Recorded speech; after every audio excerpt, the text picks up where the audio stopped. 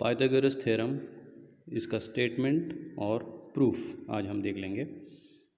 The statement is in a right angle triangle the square of the hypotenuse side is equal to the sum of squares on of the other two sides. Urdu में इस तरह से है, एक कायम मुसल्लस में वितर का मुरब्बा बाकी दो अज़ला के मुरब्बों के हासिल जमा के बराबर होता है।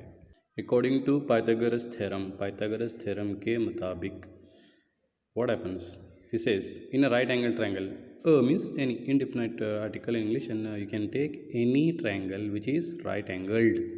That means one angle should be 90 degree.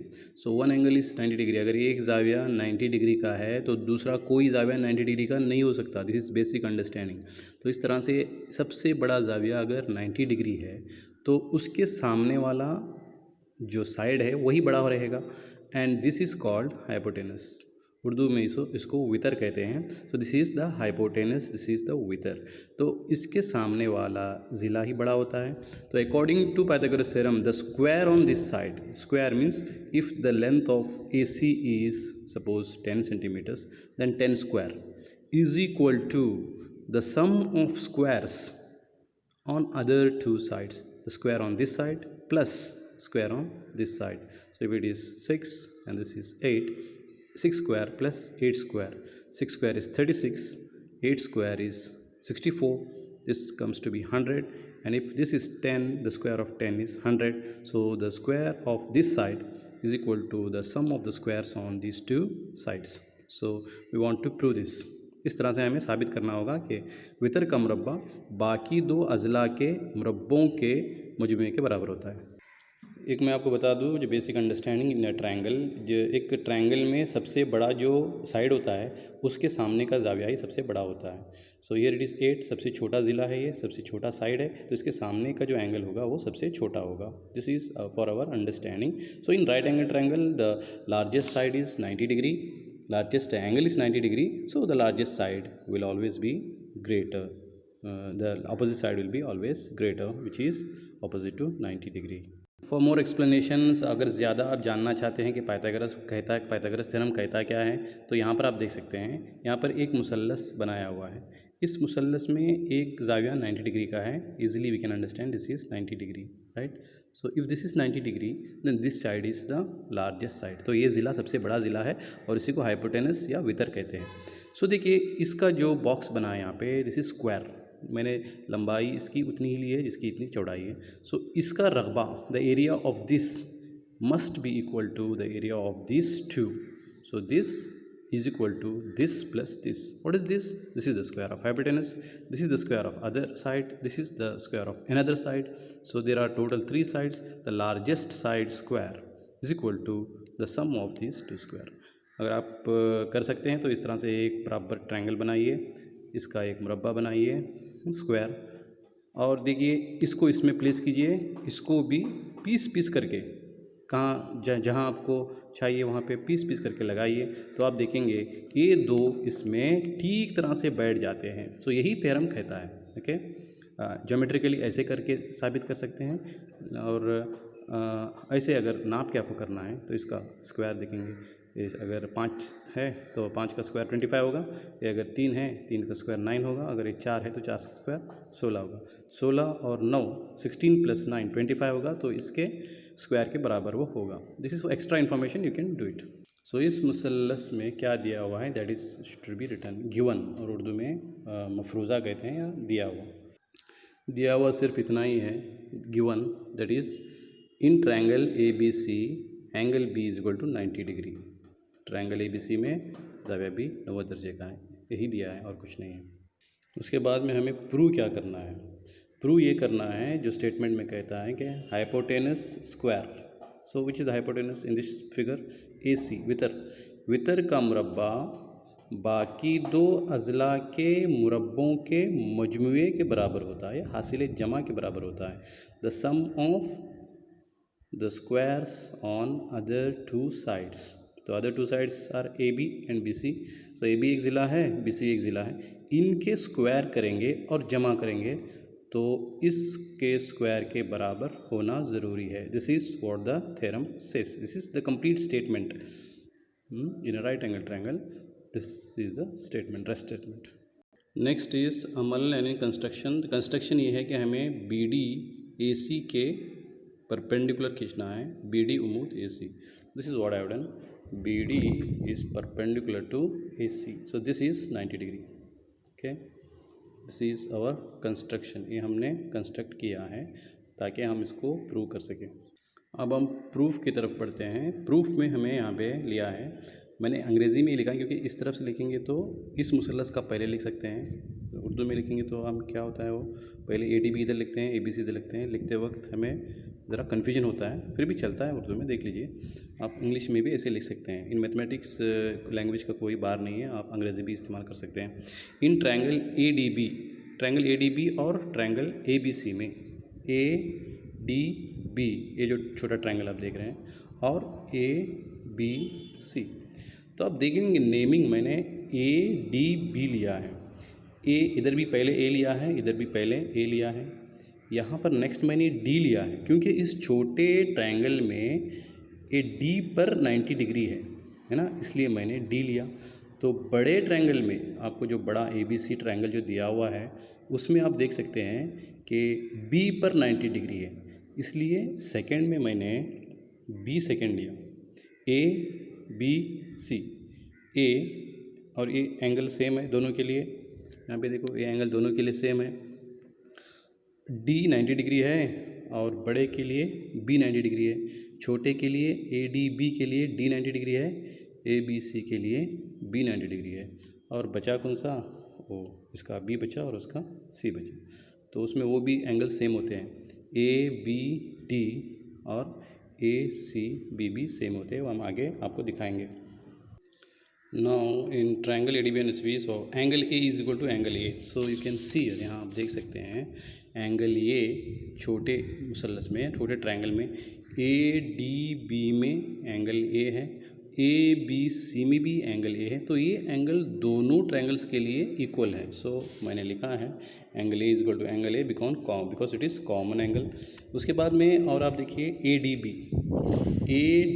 Is 90 degree and also A B C is 90 degree, A B C is 90 degree because right angles, because one is given and other is construction. तो इस तरह से पहला जाएगा ए same हो गया, D और B same हो गया, बी और सी भी सेम होगा, ए बी डी और ए सी बी भी सेम होगा। क्यों सेम होगा, क्योंकि वो थर्ड एंगल है। तो हम इसलिए, क्योंकि दो एंगल सेम हो गए, तीसरा भी सेम होता है, इसलिए हम कह सकते हैं कि triangle A D B is, what is this, is congruent, similar to triangle ABC, similar. तो ADB is similar to ABC. If these two are similar, ADB is similar to ABC, तो शक्ल में देखते हैं। So ADB is similar to ABC, तो इस ADB का जो ट्रायंगल है ADB मैंने यहाँ पे बना दिया है। तो अब देखो, अगर इस एंगल को इस पर रखा जाए तो एंगल डी किस पर गिरेगा, एंगल डी इस पर गिरेगा क्योंकि ये 90 डिग्री है। बड़े ट्रायंगल को देख लीजिए। तो छोटे ट्रायंगल का अगर मैं ए बी लूँ तो ए बी क्या है, ए बी हाइपोटेनस है, तो वो हाइपोटेनस बड़े ट्रायंगल के हाइपोटेनस से मिलना है। तो A B divided by A सी, क्योंकि अगर दो ट्रायंगल्स सिमिलर होते हैं या मुशाबा होते हैं तो उनके नज़ीरी अज़ला यानी corresponding sides are in proportion. So A B divided by A C हो। अभी अगर इस छोटे का, यानी यहाँ पे छोटा ट्रायंगल है, ए डी ले लूँ मैं, आप देख लीजिए ए डी कहाँ कनेक्ट है, एंगल ए को और 90 डिग्री के एंगल को कनेक्ट है छोटे ट्रायंगल में, ए डी है। तो ये ए डी किसका मुतनाज़िर होगा या किसका नज़ीरी होगा या किसका करस्पॉन्डिंग होगा, बड़े इसके लिए। देखो ए तो एंगल दोनों के लिए है, ए से 90 डिग्री तक जाना है, यानी ए डी अगर छोटे ट्रायंगल का ए डी है तो बड़े ट्रायंगल का क्या होना चाहिए, ए बी होना चाहिए। Yes, so A D divided by A B. So हम लिखेंगे यहाँ पे बराबर AD डिवाइडेड बाय AP। तो यहाँ पर आप देख सकते हैं जो नेमिंग हमने किया है ट्रायंगल का, उस हिसाब से AB, यहाँ का अगर मैंने AB लिया है तो यहाँ का मैंने AC लिया है। देखो यहाँ पे AB AC। यहाँ का मैंने AD लिया है, AD, तो यहाँ का मैंने AB लिया है, AB करस्पॉन्डिंग साइड्स। तो यहीं पर हम without looking at the figure, शक्ल को देखे बगैर हम देख सकते हैं AD का करस्पॉन्डिंग AB है, DB का करस्पॉन्डिंग BC है, AB का करस्पॉन्डिंग AC है ना, छोटे का AB करस्पॉन्डिंग AC है। तो उस तरह से हम देख सकते हैं। अब हम क्या करेंगे, इसको मल्टीप्लाई करेंगे, AB क्या होगा, AB square is equal to AD into AC। This is number 1, this is number 1 for us. अब ये दो ट्रायंगल्स लेते हैं, triangle BDC and triangle ABC। So here is BDC और ट्रायंगल, बड़ा ट्रायंगल फिर ABC। सो यहाँ पर एक एंगल तो सेम है, सबसे बड़ा एंगल 90 डिग्री का है और यहाँ पर D 90 डिग्री का है। So we can write angle BDC is equal to angle ABC। जैसे यहाँ पे हमने लिखा है वैसे ही हम ले सकते हैं, क्योंकि हमने बराबर लिया है जाविया D। Angle D is 90 degree, angle B is 90 degree, C is common, इसलिए C इज़ कॉमन है। और एक हम लिख सकते हैं angle C is equal to angle C, same है बिकॉज क्योंकि ये कॉमन है। So angle C is equal to angle C। Therefore we can say this two triangles are similar. These two triangles are similar. If these are similar, again we get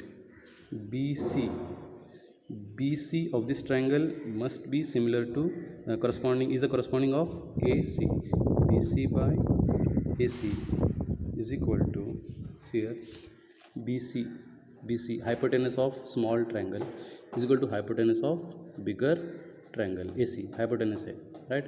Then the angle opposite to this angle, it is DC, angle side opposite to B is DC अगर छोटे triangle का side है तो बड़े triangle का कौन सा होना चाहिए, बड़े ट्रायंगल का BC ही होना चाहिए।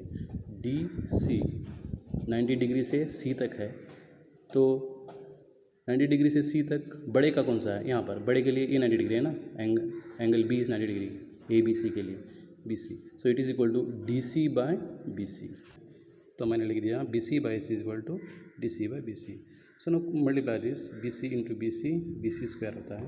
सो it is BC square is equal to AC into DC। This is number 2, this was number 1।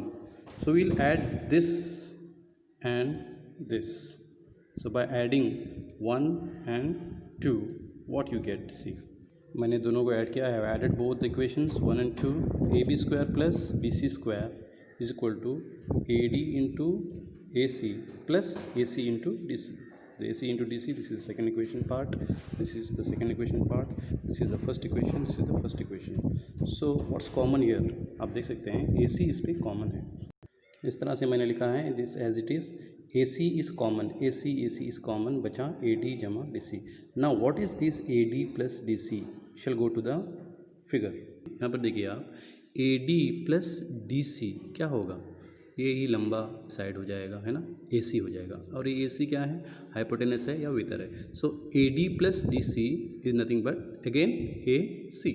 So right there it is equal to AC into AC। So we write AB square plus BC square is equal to AC square. This is the proof. So once more you can write this. So इस तरह से आप लिख सकते हैं AB square plus BC square is equal to AC square। तो ये पूरा जो है प्रूफ है इस थ्योरम का। ये जो स्टेप है, इस स्टेप को अगर आप ठीक तरह से समझ लेते हैं तो दूसरे स्टेप में कोई प्रॉब्लम नहीं है, and you can do it very well. So I have not written the statement, other things I have written here. So English में भी है, उर्दू में भी है, आप इसको अच्छी तरह से समझ सकते हैं। ओके।